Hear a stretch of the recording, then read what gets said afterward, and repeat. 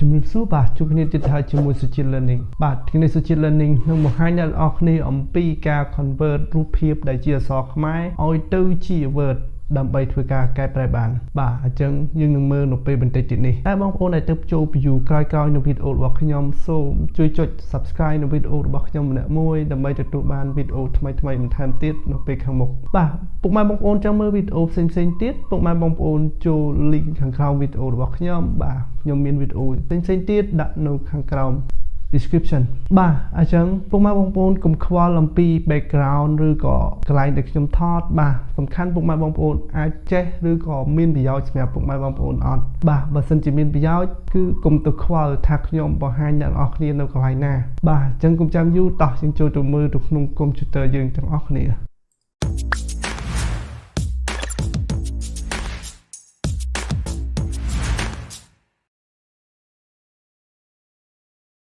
បាទនៅពេលនេះយើងចូលមកដល់ក្នុង computer បាទអញ្ចឹងវីដេអូយើងគឺចង់បង្ហាញអ្នកនរអគ្នាអំពីការ convert រូបភាពដែលមានអក្សរខ្មែរនៅក្នុងនោះហើយយើងអាច convert វាឲ្យទៅជា Microsoft Word បានបាទអញ្ចឹងតើធ្វើដូចម្ដេចយើងត្រូវទៅមើលទាំងអស់គ្នាបាទខ្ញុំបង្ហាញអ្នកនរអគ្នានេះអ្នកនរអគ្នាត្រូវមានអ៊ីនធឺណិតអ្នកនរអគ្នាបាទបើសិនជាអត់មានអ៊ីនធឺណិតធ្វើបានទេគឺយើងត្រូវ convert វាជាមួយនឹង Google Driveបាទអញ្ចឹងយើងទៅមើលទាំងអស់គ្នាអញ្ចឹងអ្នកនរអគ្នាទីហោថាអ្នកនរគ្នាមាន PDF មួយមកនេះជា PDF បាទខ្ញុំបើក PDF នឹងសិនបាទនេះគឺជាអក្សរខ្មែរបាទអញ្ចឹងអ្នកនរគ្នាអាច convert ជា PDF នឹងទាំងមូលក៏បានប៉ុន្តែវាអត់ស្គាល់ទេអញ្ចឹងខ្ញុំនឹងធ្វើឲ្យអ្នកនរគ្នាមើលបាទគឺវាដាច់សក់អីចឹងទៅណាអញ្ចឹងដើម្បី convert បានអ្នកនរគ្នាគឺត្រូវធ្វើម៉េចគឺត្រូវកាត់វា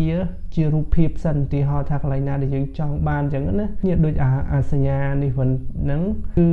អត់ស្គាល់ font ហ្នឹងទេគឺ font តាក់តែងហ្នឹងគឺអត់ស្គាល់ទេអញ្ចឹងយើងចង់បានកន្លែងណាយើងកាត់កន្លែងហ្នឹងយកមកធ្វើជារូបភាពមកសិនមកបាទយើងចង់ convert អក្សរខ្មែរហ្នឹងឲ្យទៅជា Word អញ្ចឹងណាពុកម៉ែបងប្អូនបាទអញ្ចឹងដើម្បីធ្វើបានអ្នកនរគ្នាចូលទៅកាន់កន្លែង search បាទអ្នកនរគ្នាចូល search ក្នុង computer របស់ពុកម៉ែបងប្អូនមកហើយតទៅមកអ្នកនរគ្នាយក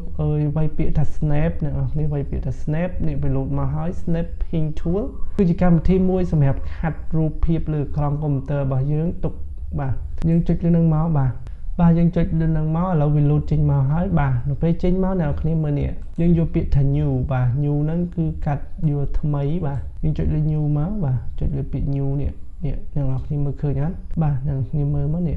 ពាក្យ new នេះអូខេអញ្ចឹងចុចពាក្យ new ហ្នឹងមកវាលោតពណ៌ palette ចេះពណ៌ palette ចឹងមានន័យថាយើងអាចកាត់បានហើយអញ្ចឹងយើងកាត់មកបាទយើងកាត់ធំនេះសិនមកទីហោបាទកុំយកច្រើនពេកបាទដោយសារអ៊ីនធឺណិតបាទយើងយកល្មមទៅអ្នកនរគ្នាអាចកាត់ច្រើនក៏បានបើសិនជាអ៊ីនធឺណិតរបស់ពុកម៉ែបងប្អូនអស់គ្នាលឿន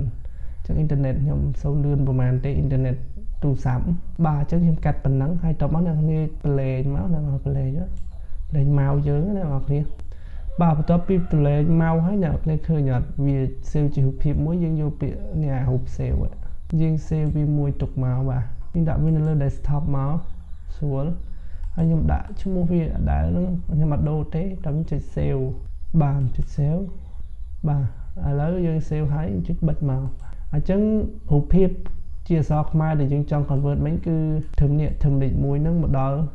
នេះមកដល់លេខ2បាទយើងចង់ convert វាអញ្ចឹងកន្លែងណាដែលយើងកន្លែងណាដែលពុកម៉ែបងប្អូនជឿសេអញ្ចឹងណាពុកម៉ែបងប្អូនបាទពុកម៉ែបងប្អូនអាច convert វាបានអញ្ចឹងណាបាទអញ្ចឹងកន្លែងហ្នឹងអញ្ចឹងពុកម៉ែបងប្អូនអ្នកគ្នាបាទអញ្ចឹងដើម្បី convert បានយើងចូលទៅមើលតើ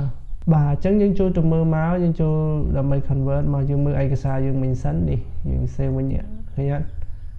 នេះ picture មួយមិញដាក់លើ desktop នេះប៉ុណ្ណឹង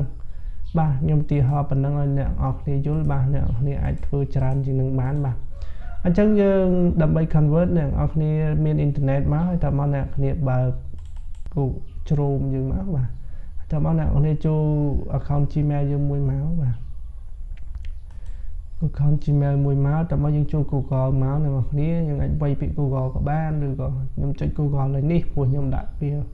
នៅជាប់នៅ pin នេះបាទចុចលើ Google មកអ្នកនរគ្នាបាទបន្ទាប់មកអ្នកនរគ្នាមើលនេះកន្លែងជ្រុងខាងស្ដាំផ្នែកខាងលើនេះវាមានរូបនេះអ្នកនរគ្នាចុចលើនឹងមកវាមាន app របស់ Google ដែលជា account របស់យើងហ្នឹង tao mất nè khi hồ bị tha trái nè trái nè lên hồ máu và sân chặt miên nó lơ nó cái tao gần crown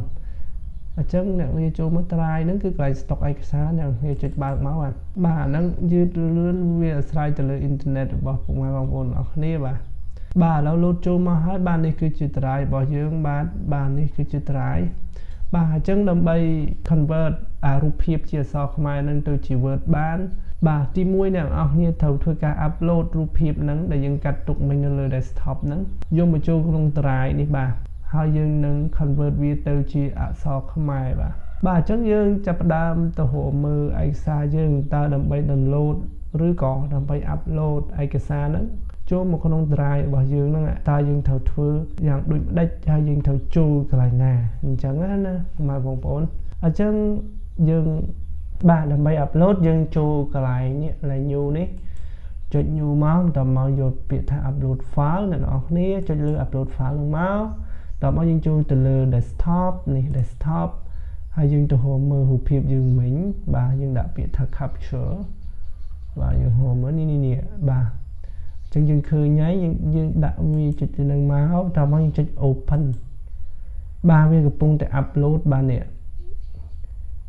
បាទឥឡូវវាពេញហើយអ្នកនរគ្នាបាទពេញហើយ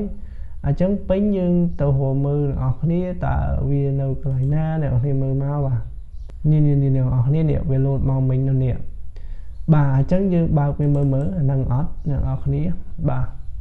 ហ្នឹងហើយគឺលេខ1ដល់លេខ2នឹងឯងដែលយើងចង់ convert វាជាអក្សរខ្មែរបាទអ្នកនរគ្នាអាចបើកជា PDF នៅក្នុងហ្នឹងក៏បានបាទជា PDF ក៏បានប៉ុន្តែវា convert មកវាដាច់អ្នកនរគ្នាដាច់ជើងដាច់ក្បាលអីអញ្ចឹងទៅបាទឥឡូវយើង convert នេះអាច convert ជា PDF អញ្ចឹងក៏បានដែរប៉ុន្តែនេះវែងបាទយើងអាច convert ជានេះហ្នឹងអ្នកនរគ្នាជា PDF ទាំងមូលក៏បានដែរប៉ុន្តែវាដាច់អញ្ចឹងខ្ញុំឲ្យអ្នកនរគ្នាកាត់ជារូបភាពអញ្ចឹងវិញសិនណាដើម្បី convert ទៅវាអត់ដាច់យើងកាត់កន្លែងដែលយើងខ្ជិលវៃអញ្ចឹងបងប្អូនអ្នកគ្នាបាទអញ្ចឹងយើងបើកទៅយើងឃើញថាហ្នឹងគឺជារូបភាពរបស់យើងមិញហ្នឹងឯងបាទនេះឃើញអញ្ចឹងដើម្បី convert រូបភាពហ្នឹងយើងដឹងហើយមិញយើង upload វាចូលមកណារូបភាពដែលយើងចង់ convert ហ្នឹងគឺជាអក្សរខ្មែរហ្នឹងឯងអញ្ចឹងយើងទៅធ្វើដូចដាច់បាទយើងចុចមកស្ដាំមកអ្នកនរគ្នាបាទយើងចុចមកស្ដាំបន្ទាប់មកយើងយកពាក្យថា open with នេះ open with យើងដាក់លើហ្នឹងមកបាទវា load មក open with អីគេណាបាទអញ្ចឹងយើងបើកពីជាមួយ Google Doc ហ្នឹងមកបាទអ្នកនរគ្នាបាទនៅពេលនេះវាចេញមកហើយអ្នកនរគ្នាពេលយើងបើកជាមួយនឹង document ឬក៏គេហៅថា Google Doc មកយើងចេញមកនេះអានេះរូបភាពដែលអ្នកនរគ្នារូបភាពយើង convert មិញហ្នឹងអ្នកនរគ្នានេះឥឡូវនេះគឺជារូបភាពហើយចំណែកនេះគឺអក្សរវា convert ចេញមកឃើញអត់ដាច់ទេតែបើពុកម៉ែបងប្អូនបើកជា PDF ទាំងមូលហ្មង with doc គឺវានឹងដាច់សក់ដាច់អីចឹងទៅនេះស្អីចឹងវាដាច់ញ៉ៃចឹងទៅតែអ្នកនេះកាត់រូបភាពត្រង់ចំណុចណាមួយឬក៏ច្រើនជាងហ្នឹងក៏បានដែរអ្នកនេះ convert មកបានហើយគឺរូបភាពនៅខាងលើហើយតមកអក្សរវាមកខាងក្រោមឃើញអត់អ្នកនរគ្នាលេខ1បាទលេខ2ឃើញអត់អញ្ចឹងដើម្បីបានជា Microsoft Word បានយើងលុបអានេះចោលមកបានលុបចោលនៅហ្នឹងក៏បានឬក៏យើងចាំទៅលុបនៅក្នុង Word ក៏បានដែរអញ្ចឹងខ្ញុំលុបចោលនៅហ្នឹងហើយមកអ្នកចុចអីចឹងហើយអ្នកចុច delete មកអ្នកនរគ្នាបាទហើយកន្លែងបន្ទាត់នេះក៏ដូចគ្នាអ្នកគ្នាលុបចោលមកបាទចុចលើវាលុបចោលអ្នកនរគ្នាបាទចុចពីលុបចោលអ្នកគ្នាសោប៉ុណ្ណឹងអ្នកនរគ្នាគឺជាអក្សរដែលយើង convert មិញហ្នឹងបាទអញ្ចឹងដើម្បីបានជា Word អ្នកនរគ្នាចាំកាលអ្នកនរគ្នាចូលទៅកាន់ file នេះ file នេះអ្នកនរគ្នា file នៅខាងលើមើលមកខ្ញុំមកអ្នកនរគ្នាចុច file នឹងមកបន្ទាប់មកអ្នកនរគ្នារកពាក្យថា download ហ្នឹងមានន័យថាទាញយកអ្នកនរចុចលើពាក្យ download នឹងមកវា load មកទៀតនេះ download ជាអ្វីបាទ download ជា PDF download ជា open doc អីចឹងទៅអញ្ចឹងគោលបំណងយើងគឺយក Word ដើម្បីយកវាទៅកែ font កែអញ្ចឹងណាពុកម៉ែបងប្អូនអញ្ចឹងយើងចុចលើ Word នឹងមកអ្នកនរគ្នាបាទយើងចាំបន្តិចមកកន្លែងហ្នឹងបើអ៊ីនធឺណិតយើងលឿនឆាប់ពេញទេបាទឥឡូវពេញហើយនេះអ្នកនរគ្នាពេញហើយយើងត្រូវធ្វើការទៅមើលឯកសារយើងហ្នឹងបាទគឺនៅក្នុង Word យើងបិទចោលមកអ្នកគ្នាពេលយើងទាញបានចឹងហើយយើងបិទចោលមកបាទបិទចោលយើងចូលទៅមើលតើវានៅណាអ្នកនរគ្នាមិញយើង download តែចឹងច្បាស់ជាចូលទៅនៅកន្លែង download ហើយយើងចូលរកពាក្យថា download បាទនេះវា download មកហើយអ្នកនរគ្នាគឺបាទអ្នកនរគ្នាអានេះគ្រាន់តែជាឈ្មោះទេប៉ុន្តែ file ជា file Word អ្នកនរគ្នានេះ Microsoft Word បាទ Microsoft Word អញ្ចឹងយើងបើកវាមកអ្នកនរគ្នាយើងចុច double click មកអ្នកនរគ្នាឥ แล้วយើងបើកមកហើយបាទឥឡូវយើងចុចនេះ enable ជាមួយនឹង protecting you នេះមកយើងចុច enable វាមួយមកបាទដើម្បីធ្វើការកែបានអ្នកនរគ្នាបាទឃើញអត់អ្នកនរគ្នាអញ្ចឹងមកហើយបាទអញ្ចឹងយើងធ្វើការកែមកអ្នកនរគ្នាបាទយើងសេរីតាមហ្នឹងមកបាទសេរីឆ្វេងសេរីស្ដាំអីចឹងមកបាទឬក៏សេរីប៉ុណ្ណឹងយើងបាទយើង download ពីអ៊ីនធឺណិតមកវា load ក្រហមអញ្ចឹងបាច់ខ្វល់ទេអត់អីទេហ្នឹងបាទសំខាន់ពាក្យយើងត្រូវអ្នកនរគ្នាបាទឃើញអ្នកនរគ្នាសេរីមកបាទកន្លែងនេះយើងដាក់អក្សរដាមអក្សរអីវិញមកបាទឃើញអ្នកនរគ្នាលេខ2អីយើងដាក់វិញមកបាទហើយវាអត់មានបាត់អក្សរទេបាទវាដូចគ្នាបាទអ្នកនរគ្នាវាមានវាគ្រាន់តែ load ក្រហមនឹងទេបាទអញ្ចឹងយើងបានមកឥឡូវយើងទៅមើលយើងទៅមើលនេះយើងទៅមើលរូបភាពយើងអ្នកនរគ្នាឥឡូវខ្ញុំបិទទៅទូចហើយខ្ញុំបិទនេះយើងទៅមើលរូបភាពយើងអ្នកនរគ្នាបាទឥឡូវយើងទៅមើលរូបភាពវាសិនបាទនេះរូបភាពបើករូបភាពមកបាទអ្នកនរគ្នាមើលមកយើងដាក់2ទៅគ្នាឲ្យមើលមកអ្នកនរគ្នាបាទខ្ញុំហៅវាទូចតិចមកនេះអ្នកឃើញអត់សកម្មភាពសមិទ្ធផលដែលសម្រេចបានឃើញអត់អ្នកនរគ្នាអញ្ចឹងយើងអាច convert បានឃើញអត់អញ្ចឹងបាទខ្ញុំប្រាប់អ្នកនរគ្នាឡើងវិញបាទដើម្បី convert អានឹងជារូបភាពជាអក្សរខ្មែរ convert រូបភាពជាអក្សរខ្មែរទៅជា Word បាទយើងអត់មានអីពិបាកទេអ្នកនរគ្នាមាន PDF មួយមកហើយតមកអ្នកនរគ្នាចង់បានកន្លែងណាដែលយើងជ្រៅវាច្រើនយើងកាត់ជារូបភាពមកបាទយើងកាត់ជារូបភាពមកយើង save ទុកកន្លែងដែលយើងចង់ហើយបន្ទាប់មកយើងចូលទៅកាន់ drive របស់យើងធ្វើការ download អ្នកគ្នានេះយើងចូលទៅកាន់នេះកម្មវិធី drive នេះតមកយើងធ្វើការ upload វីដេអូដោយបាទយើងចូលកម្មវិធី drive ហ្នឹងមកតមកយើងធ្វើការ upload ដោយចូលកន្លែង new នេះ upload រូបភាពយើងចូលមកនេះដូចរូបភាពអញ្ចឹងបាទរូបភាពខ្ញុំមិញអញ្ចឹងបាទបន្ទាប់ពី upload ចូលហើយអ្នកនរគ្នាកុំភ្លេចចុច mouse ស្ដាំដើម្បី convert រូបភាពហ្នឹងទៅជា Google Doc បាទយើងចុច mouse ស្ដាំមក open វាជា Google Doc នោះវានឹង convert អក្សរខ្មែរយើងនឹងទៅជាអក្សរហើយបន្ទាប់ពីបានជាអក្សរយើងចាំកាលយើងធ្វើការ download វាមកគឺយើងចូលទៅកាន់ file នឹងឯងយើងធ្វើការ download មកយើងនឹងបានជា file Word យើងហើយបាទយើងបានជា file Word យើងបែបនេះយើងអាចធ្វើការកែបានតាមចិត្តហើយបាទនេះយើងបាន file Word យើងបែបនេះបាទអញ្ចឹងវាជួយពុកម៉ែបងប្អូនបានមួយចំនួនដែរបាទក្នុងការ convert អក្សរខ្មែររបស់យើងបាទអញ្ចឹងថ្ងៃហ្នឹងខ្ញុំវីដេអូខ្ញុំគឺមានប៉ុណ្ណឹងចង់បង្ហាញពុកម៉ែបងប្អូនអំពីការ convert រូបភាពដែលជាអក្សរខ្មែរហ្នឹងឲ្យទៅជា Word បាន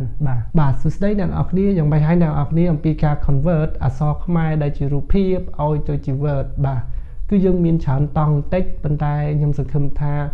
ពុកម៉ែបងប្អូនអរគ្នាអាចយល់ហើយនឹងអាចធ្វើបានបាទអញ្ចឹងគឺតាម step ដែលខ្ញុំបង្ហាញហ្នឹងទៅឬក៏អ្នកទាំងអស់គ្នាអាចធ្វើការមើលវីដេអូហ្នឹងដងទៀតសារចុះសារឡើងទៅបាទខ្ញុំចែកម្លែកអ្នកទាំងអស់គ្នា free អត់គិតថ្លៃទេបាទសង្ឃឹមថាពុកម៉ែបងប្អូននឹងរីករាយទស្សនានៅវីដេអូរបស់ខ្ញុំហើយសង្ឃឹមថានឹងជួបអ្នកទាំងអស់គ្នានៅវីដេអូក្រោយបាទកុំភ្លេចចុច like វីដេអូរបស់ខ្ញុំអ្នកមួយផងបាទអរគុណសូមជម្រាបលា